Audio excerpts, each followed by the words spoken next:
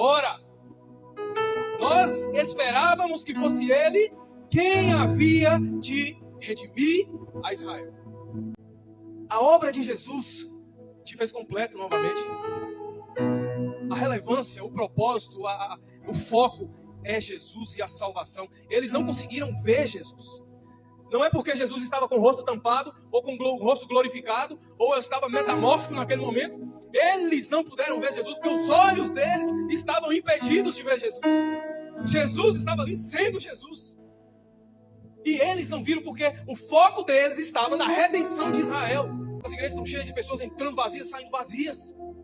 Porque o foco está no carro que o pastor oferece, na casa que o pastor oferece. O foco está no casamento que o pastor oferece, na prosperidade que o pastor oferece.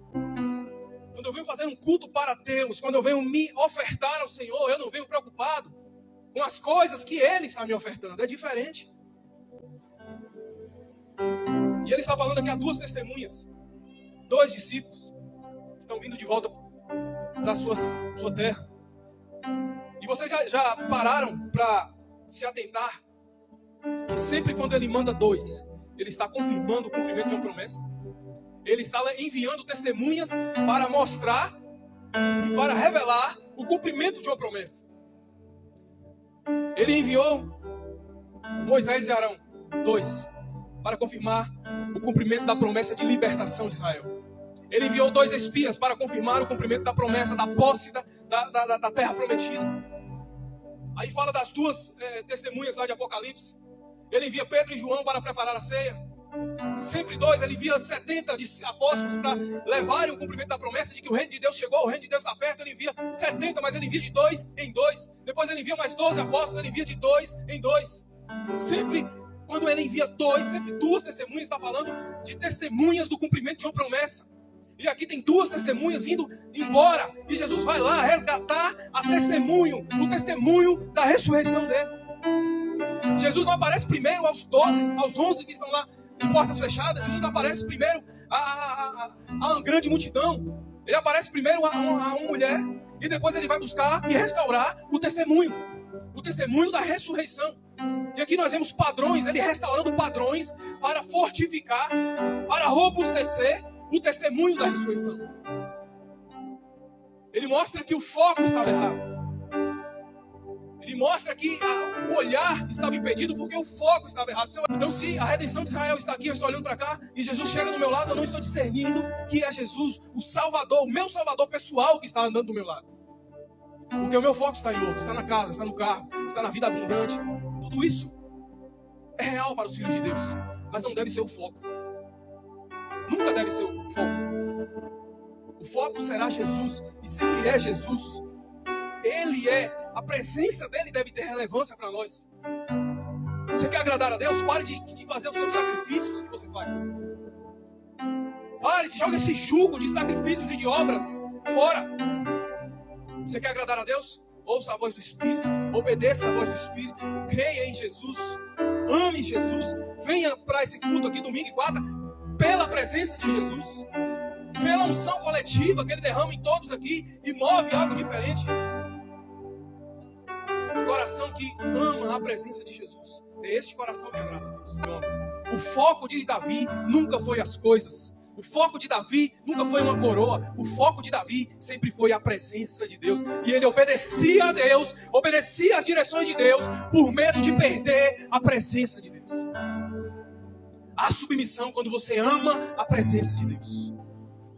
Quando você considera a presença de Deus, a glória de Deus, o envolvimento do Espírito Santo em sua vida, quando você considera isso, você obedece a Deus.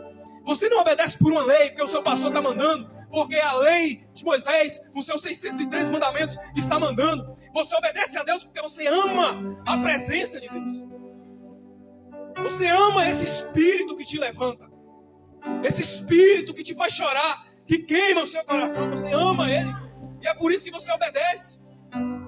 O quanto você confia na promessa do Senhor. O quanto você e eu, nós somos capazes de esperar na promessa do Senhor. Porque quando desistimos de esperar, nós entramos em algo chamado força do braço. Nécios e tardos para crer o que a palavra está dizendo. Se você quer avivamento, meu irmão, creia. Comece do principal, crendo naquilo que a Bíblia está dizendo. Porque a peleja do sistema hoje é deturpar aquilo que a Bíblia está dizendo.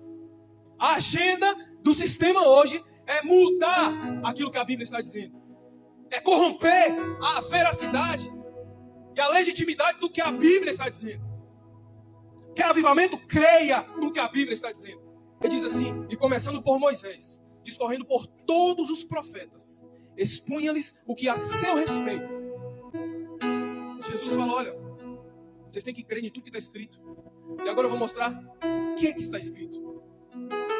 Não caia nessa, irmão, de vem aqui, bote seu envelopezinho aqui, faça isso durante tantos dias, faça aquilo durante tantos dias, faça a sua redação, preencha o seu cheque e deposite na urna aqui, vai ser queimado lá. Que vai ser... Não tem facilidade para você conhecer Jesus. Se é Jesus que você quer conhecer, se é a graça que você quer conhecer, se é o perdão que você quer conhecer, se é a presença de Deus que você quer usufruir e ver fluir através da sua vida, não tem facilidade, irmão. O processo chama-se palavra. O processo chama-se lugar de oração, lugar secreto, momento com Deus. Não tem facilidade. Um 3 dias depois você vai morrer, o outro você vai 3 dias depois vai ser restituído. Tudo falando acerca de Jesus. E ele começa a expor tudo o que falava acerca dele na Escritura. Desde a lei e os profetas. A lei e os profetas é o que Moisés escreveu. Quando se aproximaram da aldeia para onde iam, ele fez menção de passar adiante, mas eles os constrangeram, dizendo, fica conosco, porque é tarde e o dia já declina. E entrou para ficar com eles. Irmãos, se o Senhor chegar para você hoje e disser, meu filho, eu te amo. Se o Senhor usar a boca de alguém para dizer, olha, eu morri por você. Eu entreguei a minha vida por você. Alguém chegar e dizer, Jesus ama você. Ele deu a vida dele por você. Ele salvou você dos seus pecados. Ele te faz hoje uma nova criação, se você crer nele.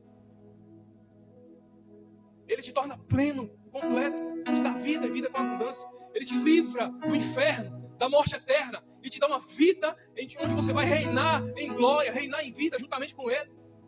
Se você receber hoje a abundância da graça e o dom da justiça, você vai reinar em vida com Jesus. E você fizer pouco caso, e na trajetória você seguir o seu caminho e deixar aquela voz profética seguir a dela, você vai entrar no teu caminho, no teu final de desistência, de reclusão, e você vai continuar a mesma pessoa. Porque Jesus ele não vai falar assim, olha, eu vou entrar com vocês aqui, porque eu quero entrar. Não, Jesus veio, pregou aqueles 12 quilômetros, simplesmente quando chegou em casa, ele tchau. Os dois, não, já é tarde, entra aqui. Tem um texto que diz eles apertaram Jesus para que Jesus entrasse ali. Fica conosco. Você quer falar isso para Jesus hoje, irmãos? Fica. E aconteceu que quando estavam à mesa, tomando ele o pão, Jesus tomou o pão, abençoou, partiu o pão e lhes deu. Então, se lhes abriram os olhos, porque naquele momento eles viram Jesus. Naquele momento do partir do pão, onde eles deixaram o engano, deixaram o propósito errado, esqueceram de Israel, do lugar, da terra, da guerra, dos impostos, do juro romano, daquilo que lhes interessava apenas. Um dia que na hora que eles esqueceram isso, porque um homem chegou do lado deles e começou a apresentar a pessoa de Jesus, a presença de Jesus, dizendo, olha como Jesus estava presente desde a criação do mundo, naquela pele de cordeiros, naquele sacrifício, naquele sangue derramado, aquele sangue que foi derramado para vestir Adão e Eva, aquele sacrifício proposto pelo Senhor, onde o inocente iria morrer e Deus proveu um cordeiro para livrar aquele inocente. E o sangue daquele cordeiro foi derramado em lugar daquele inocente de Isaac. Eles começam a ouvir aquele homem e dizem, olha, fica aqui com a gente. E Jesus parte o pão. No momento em que Jesus parte o pão, eles se lembram da ceia. E eles falam, esse é Jesus. Então se lhe abriram os olhos e o reconheceram, mas ele desapareceu da presença deles. Tipo assim, agora vocês vão buscar. Agora que vocês entenderam, vão buscar. Vão ao meu encontro, vão e busquem. A Bíblia diz, buscareis e me encontrareis. Baterá na porta e ela se abrirá. Deus nunca quis criar acomodados, preguiçosos, ociosos. Deus sempre cuidou de promover em nós desejo, para que a gente possa buscar, para que a gente possa ir ao encontro dele.